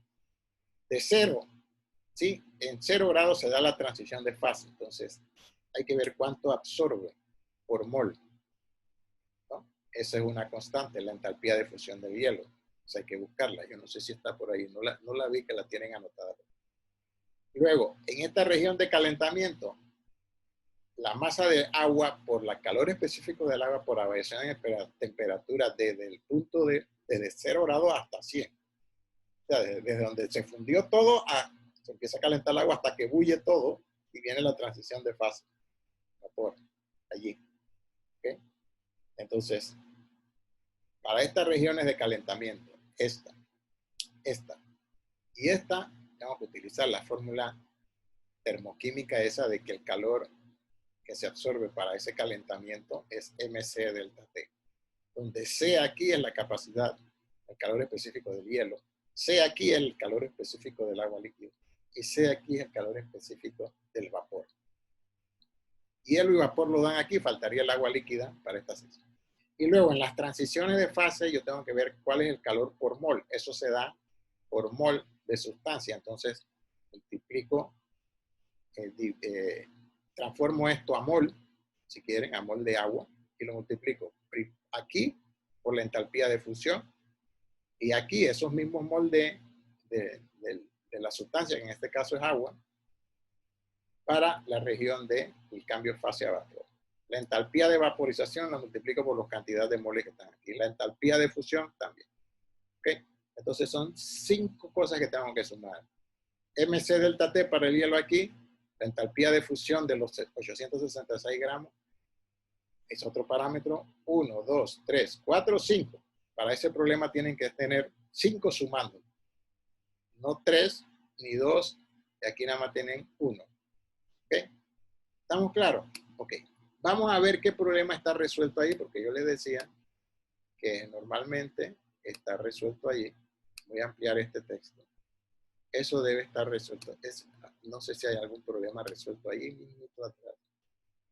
O más adelante. A ver, no sé si no está más adelante. Equilibrio sólido-vapor. Ajá, aquí está. ¿Sí? Y ahí tienen otra formulita. A ver, calcule la cantidad de energía en Joule que se necesita para... Aquí hay un problema análogo. Fíjense, aquí está. Para calentar agua líquida de 0 a 182 grados.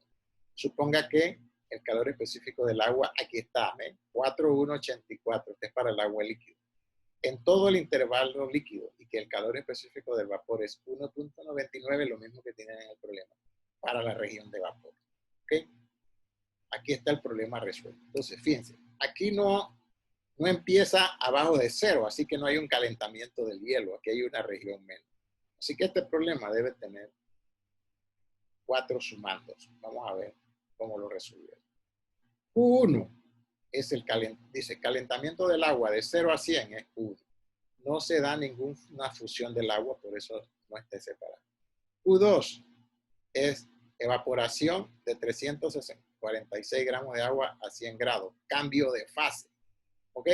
Entonces, cuando divide la masa de agua entre peso molecular, eso da los mol de agua que yo tengo en esta masa de agua por el calor de fusión, calor de ebullición del agua, 40.79 kilojoule por mol de agua. Si lo multiplico por los mol de agua que yo tengo, me va a dar los kilojoules para esa masa de agua. Eso da 783. Aquí vamos a ver 3. ¿Ok? Y luego, calentamiento de 100 a 182. U igual a MC delta T. ¿Ok? Entonces, hay 2 parámetros menos. Van a haber 3 sumandos nada más. Okay, ahorita lo voy a relacionar. Entonces, ahora fíjense, se multiplica la masa de agua por el calor del vapor, que es 1,99, por de 100 a 182, o sea, 82 grados. Eso. Entonces, tengo que sumar esto, más los tres valores que calculé, los sumo para el calor global. Voy a la figura que yo estuve utilizando. ¿Okay? Problema similar, 1176. ¿Cuál es la diferencia entre este y el problema que les tocó? Que hay una situación adicional. Este problema resuelto es el agua líquida de 0 a 182, o sea que va de aquí para arriba. Y el problema que está allá incluye desde menos 10, que es abajo de la fusión, o sea, del hielo sólido, hasta 126, o sea, hasta esta región también ya de vapor. O sea, que yo tengo que para el problema que está resuelto en este, usted calienta el agua, o sea, tiene un parámetro aquí, que se llama Q1. La fusión de esa masa de agua, la evaporación de esa masa de agua, que es el Q2, y el calentamiento del vapor de 100 a 182, Q3. Q3, Q2, Q1. Para el problema resuelto. Para el problema suyo, usted tiene hielo a menos 10, lo tienen que llevar a 0 grados. Luego, esa masa de hielo, fundirla a temperatura constante, lo que llamamos el cambio de fase. Entonces hay 2 sumandos más. Los 3 para el problema como el que está resuelto en el texto y 2 más para el calentamiento del hielo y la fusión del hielo. Por eso, en el problema tienen que sumar 5 valores, 5 parámetros. Calentamiento del hielo, fusión del hielo, calentamiento del agua, evaporación de todo el agua, el cambio de fase y el calentamiento del vapor. No sé si la explicación les aclara lo que tienen que hacer. Por eso les dije que creo que vamos a tener que dejar la resolución de los problemas, pero con esto yo lo que quiero es que ustedes, fíjense que ahora estamos atacando, y yo esperaba esto, se los digo, cosas que ustedes no han, quizás lo han visto muy ligeramente o no lo han visto en la media.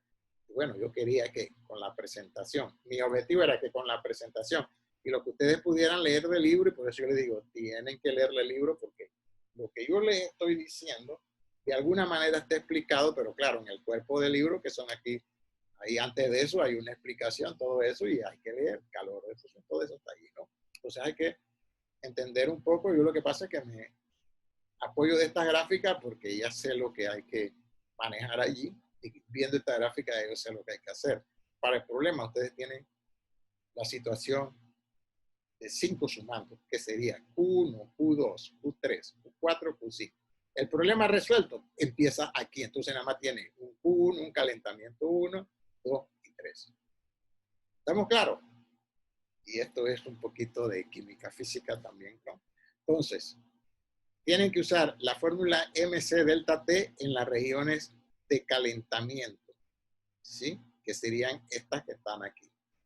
Y tienen que usar en la transición de fase el calor que absorbe por mol de sustancia multiplicado por la mole de sustancias que yo tengo, que sería esta región de fusión y esta región de evaporación de todo el líquido. ¿Sí? O sea, lo que llama el texto transiciones de fase. Mientras usted esté fundiendo todo el hielo, la temperatura permanece constante. Mientras usted esté evaporando a presión atmosférica normal todo el líquido, la temperatura no cambia. Ustedes no han notado que cuando usted tiene agua en ebullición, si usted mete un termómetro, la temperatura, mientras esté evaporándose el agua allí, permanece constante. ¿Sí? Porque no se calienta más, a menos que usted tape la olla de presión. Tape la olla, entonces, claro, hay que calentar más de 100 porque ya la presión no es una presión atmosférica de una atmósfera, sino más. ¿Ok? No es el punto de ebullición normal. Si usted aumenta la presión, el punto de ebullición aumenta, entonces hay que calentar más para transformarla a la fase de vapor. El punto de ebullición normal, punto de fusión normal. O sea, cuando se funde todo el hielo, se mantiene a 0 grados aproximadamente. Cuando se evapora todo el líquido, se mantiene a 100. Aunque usted siga calentando, la temperatura no cambia. ¿Y por qué no cambia? Porque esa cantidad de calor que usted le está suministrando se absorbe para la transición de fase y la temperatura permanece constante. ¿Ok? Bien, esa sería la explicación para el problema 1176. Bien, a ver, esto está allí. Entonces, en el problema, ¿sí? Este es el problema 1176 para cantidad de calor para que una sustancia, digamos, la cantidad de calor que absorbe una sustancia para pasar, cuando se calienta, perdón, desde una temperatura dada a otra, dependiendo si hay cambios de fase o no. Y la expresión de termoquímica, que ya la deben haber visto, está involucrada aquí. MC delta T, M, calor específico, MS delta T es lo que llamamos la cantidad de calor que absorbe o se libera cuando algo está calentándose. Depende de la variación de temperatura. Aquí está.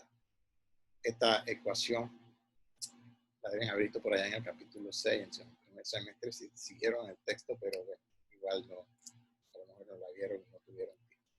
¿Okay? De acuerdo, entonces, yo no lo voy a cansar hoy mucho porque sé que este tema posiblemente para muchos es tema nuevo. Entonces, a ver, el problema que sigue, entonces, aquí hay que afinar, se los digo a los que trataron de hacerlo, estoy tratando de responderle, de indicarle la forma de hacerlo para que hagan el intento de hacerlo, ¿no? Igual, si todos tenían la misma... Buenas. Profesor, ¿Quién llegó? ¿usted cree que podría revisar ese problema, pero en el documento del grupo 5? Ok, vamos a ver si ya lo resolvieron. Okay. Porque a lo que yo iba era a eso, pero no sé si tenga tiempo. Yo quiero, es que como todos tienen que revisar todo, yo quería era ver qué habían hecho este grupo y luego de este grupo, entonces, ver quién lo resolvió, lo que yo les planteaba. Y lo más seguro que, con lo que yo les he dicho, si ustedes ven que el otro grupo lo hizo más o menos, como yo estoy diciendo, debe estar bien. Vamos a ver, entonces, ¿qué pasó aquí? No sé por qué no me deja salir bajar de aquí. Sí, ahí va. Entonces, el siguiente problema es el 1184, la presión de vapor. Ok.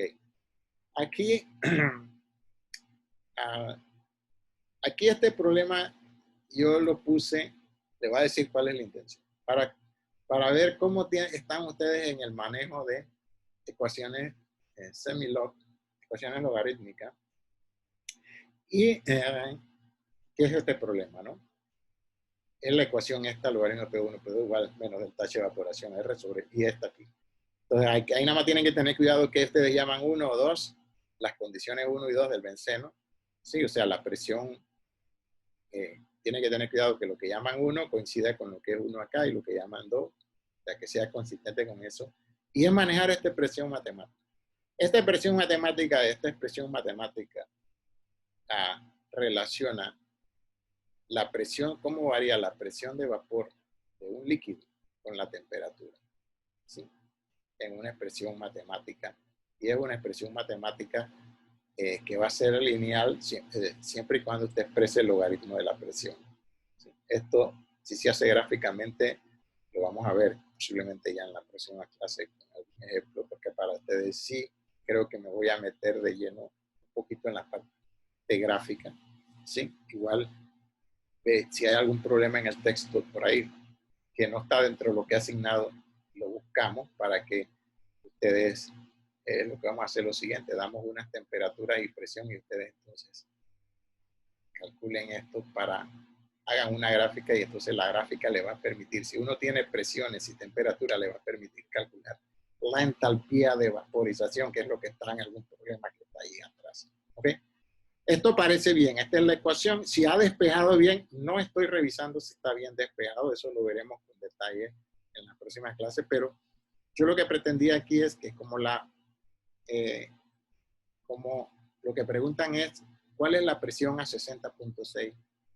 La incógnita es una presión, y como está en forma logarítmica, ustedes tenían que usar la función contraria, e a la x, eso está bien. Este procedimiento pareciera estar bien, no sé el valor numérico, pero si la presión de vapor es a 40 grados, perdón, la presión de vapor de benceno es de 40.1 milímetros de mercurio a 76 grados. ¿Cuál es su presión a 60? Debe ser menor de 40. ¿Por qué? Porque obviamente a menor temperatura, menos moléculas de líquido van a calentarse suficientemente para pasar a la fase de vapor. ¿Sí? Y eso hace que entonces, si hay menos moléculas que pasan a la fase de vapor, en la fase de vapor eso es lo que hace la presión, ¿no? Del gas, que en este caso llamamos vapor porque está en contacto con el líquido. ¿Sí?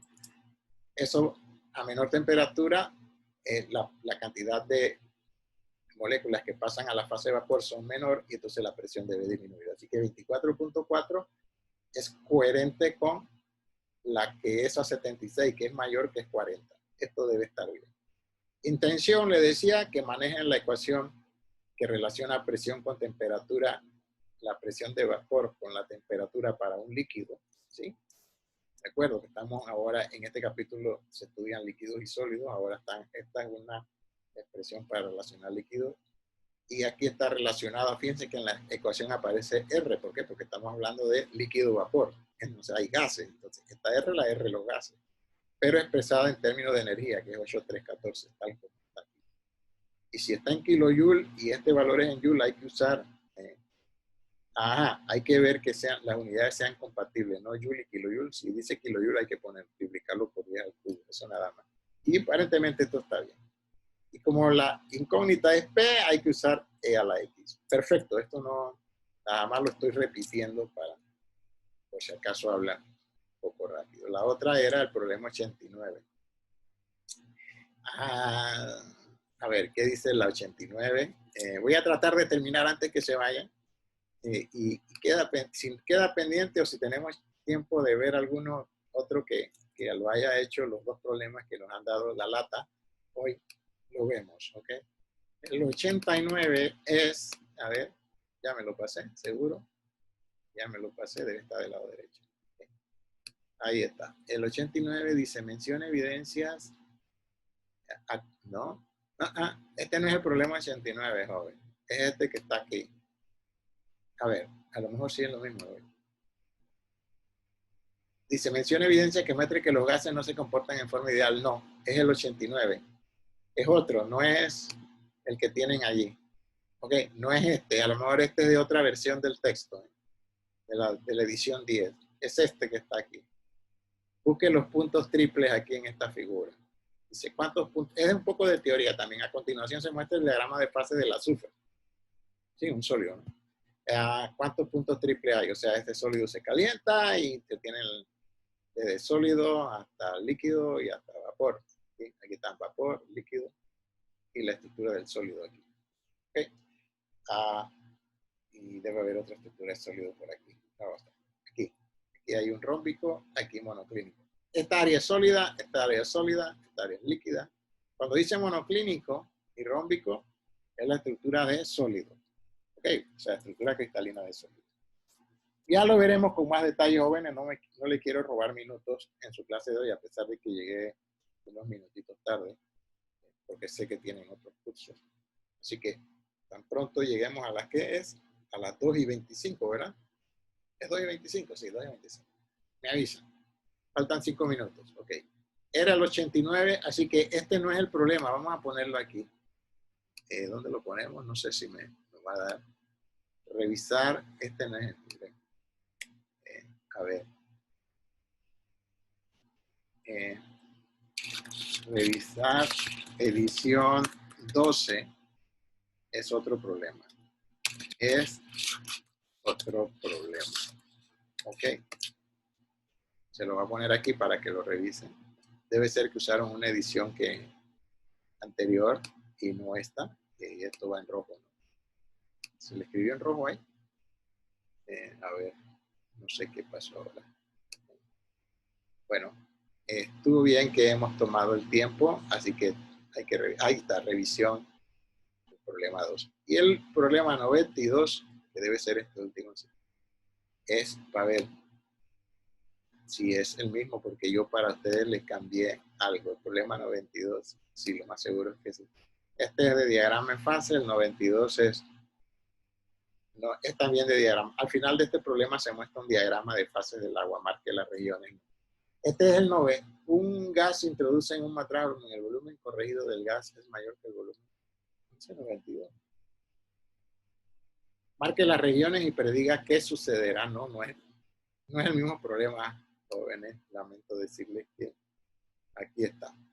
Es este diagrama de fases que está aquí. ¿Sí? Este es el del agua, pero sin nada de detalle. Es un problema teórico para que vean la teoría allá atrás. ¿Ok? Y entonces lo que tienen que hacer es, a ver, dice, ¿qué pasa si a partir de este punto yo elevo la temperatura a presión constante?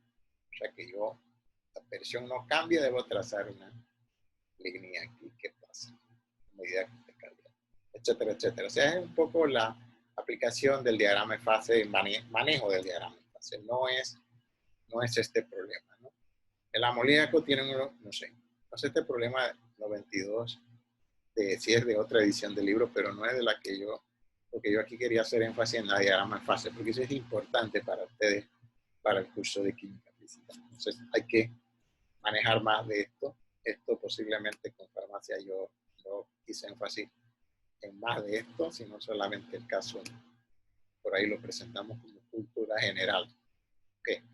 Pero para ustedes sí tienen que entender un poco cómo es que aquí hay un estado físico, qué pasa si hago un calentamiento isobárico, que serían líneas horizontales aquí, o si hago un aumento de presión isotérmico, o sea, en cualquier región aquí. O sea, una isoterma es una línea que tiene la misma temperatura, o sea, sería una línea vertical aquí. Una isóbara sería una línea horizontal aquí. Isóbara significa puntos donde todos tienen la misma presión, entonces una línea aquí así, horizontal. Donde todo tenga la misma temperatura es que yo me vaya aquí a la misma temperatura aumentando la presión. O sea, Profe, disculpe, es que algunos compañeros ya tienen clase de microbiología. Ok, sí, ya, dije que iba a terminar. Gracias por avisarme. Y ya, con eso terminamos la clase de hoy. ¿Qué vamos a hacer el miércoles? Vamos a terminar. Ya hemos visto los problemas. Entonces, para el miércoles, los primeros minutitos los vamos a dedicar a terminar de revisar la actividad 2. Y que ustedes, por favor, si tienen preguntas, colóquenla ahí al final, como hicieron sus compañeros del grupo aquí. Voy a dejar de compartir. ¿Sí? Como hicieron sus compañeros. Ya, imagino, yo dejé de compartir. No he dejado de compartir. Ok, ahora sí. Repito, para el miércoles entonces revisen, traten de hacer. Si tienen preguntas o no pueden hacer, pónganlo allí. Y yo entonces explicaré específicamente sobre la base de qué cosas es la que tenemos que ahondar o explicar. ¿No? Porque les decía que hay cosas que con el texto allí ustedes obviamente no necesitan mayor explicación, pero algunas cositas sí. En este caso en los diagramas de fase y posiblemente como en el problema del calentamiento ese del hielo, que había que dar una aplicación quizás adicional.